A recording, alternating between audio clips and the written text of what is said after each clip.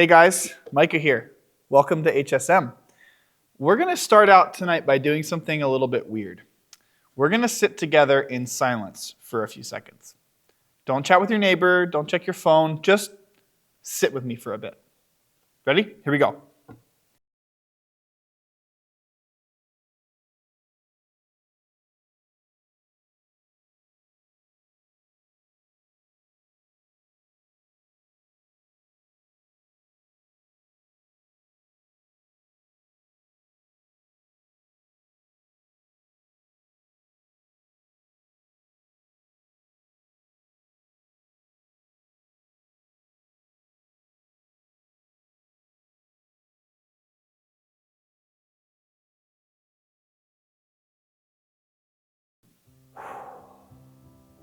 How was that?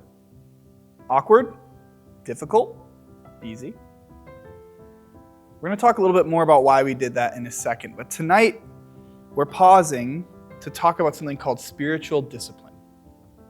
What do you think when I say the word discipline? For me, discipline is a hard word.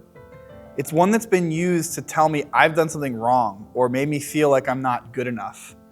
We tend to think of getting sent to the principal's office or our phones taken away, but there's another sort of discipline too. How many of you play sports or do drama, Model UN, forensics, or even grinding ranked in your favorite game? If you want to excel at any of those things, you need to have discipline. They take time, practice, and intentionality, and they don't happen all at once. Believe it or not, I know this might be hard to believe, I was a runner in high school. Now, I wasn't phenomenal, but I ran a sub 5-minute mile, which I was pretty proud of.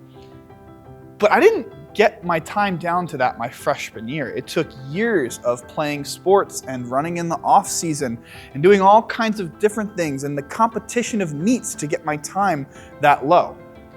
Just like we need discipline for other areas of life, there are spiritual disciplines too, things we do to develop ourselves spiritually. Merriam-Webster defines discipline as the practice of training people to obey rules or a code of behavior with punishment or undesired consequences for those failing to comply. Now, part of why I struggle with the word discipline is because I spent a lot of my life feeling like God was punishing me or that he was disappointed with me. Every day I forgot to read my Bible or didn't pray before bed, because that's kind of implied with that word in the English language. So I've started using a slightly different phrase, spiritual practices. I think this reframes things in two important ways. One, it defines these actions as something more than a to-do list. It means that these are things we do as a way of life, just like how we need to eat, exercise, and sleep to live. We need certain practices to function in a spiritual sense. And the second reason I like this phrase better is, like I already said, it changes the motivation from fear of punishment to joyful living. If I missed soccer practice one day because I wasn't feeling well, I didn't feel guilty about that. I came back and worked harder for the next practice. The word practice is powerful here. It works in two ways. In this sense, a practice is something you engage in regularly as a way of doing life. But also, the verb to practice means to do an action over and over again to get better at it. Practice is how you improve. It doesn't happen all at once, and you won't do it perfectly, and that's okay. Now, the term spiritual practices might be new to you, but we've actually been talking about them all semester. Studying the Bible and prayer are two spiritual practices we talked about earlier in HSM.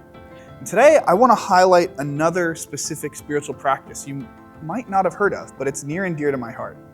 It's called silence and solitude. Now that might sound like I just said two things, but they actually go hand in hand. See, it can be really hard to have silence without solitude. Now, why, you might be thinking, would I do this over Bible study or prayer? And those are also really important spiritual practices. But I think silence is a special spiritual practice that holds a unique value for us in a digital age. See, our brains are hurried, distracted, and always busy. Think about what went through your head when we sat there in silence for those 30 seconds at the beginning of the talk. Did any of you feel like you needed to reach for your phones or tap the person next to you and ask what the heck this guy is doing? We are so uncomfortable with silence and boredom as a society. We feel like we need constant stimulus, and it's not good for us. Harvard did a study a while back and asked people to sit in a room for 15 minutes with no stimulus. The only thing in the room? a button that delivered a painful electric shock. And you won't believe this, but most people prefer to shock themselves rather than be bored. As 21st century Americans, we are terrified of being bored for a variety of reasons, but being still and silent is an important part of not only our brain development, but also our mental health.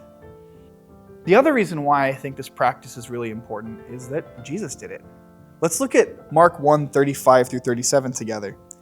Very early in the morning, while it was still dark, Jesus got up, left the house, and went off to a solitary place where he prayed.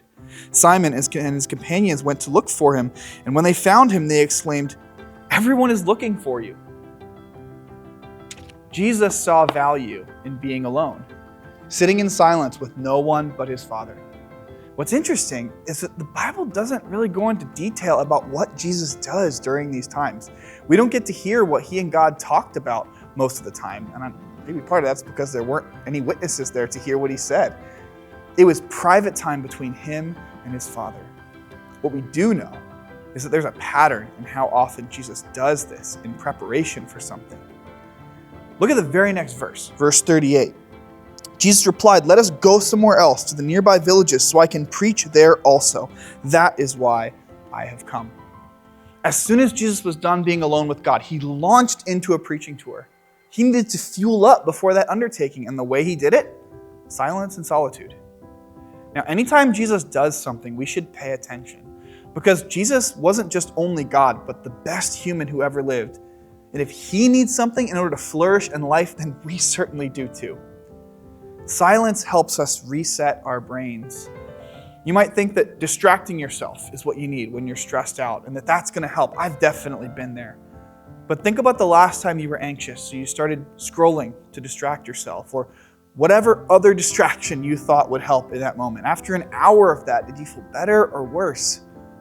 I know I often feel worse after trying to fight stress with noise, but what about when we push through the discomfort of silence and we let our thoughts actually wander? It leaves room for God to speak, for the Holy Spirit to comfort. It feels scary sometimes, because what if the anxieties just get louder? And they might for a little bit. But in my experience, when I let my mind quiet, after a while, the anxieties tend to too. What does this look like, practically speaking? The answer is it depends. I would say start small. I try to do 10 to 15 minutes a day of silence, no stimulus, just sitting and being with God. And it's nice to start the day off that way, but it doesn't have to be. It might be trying to exercise or drive to school once a week without music. Let those times be silent. Maybe it's going on a long walk somewhere alone. Some people even do retreats all by themselves for multiple days, but I wouldn't recommend starting that big. Build up to it. Find your sweet spot. It should be a little uncomfortable, but not unbearable. One tip would be to set a timer on your phone and put it out of arm's reach. That way you aren't distracted by checking the time.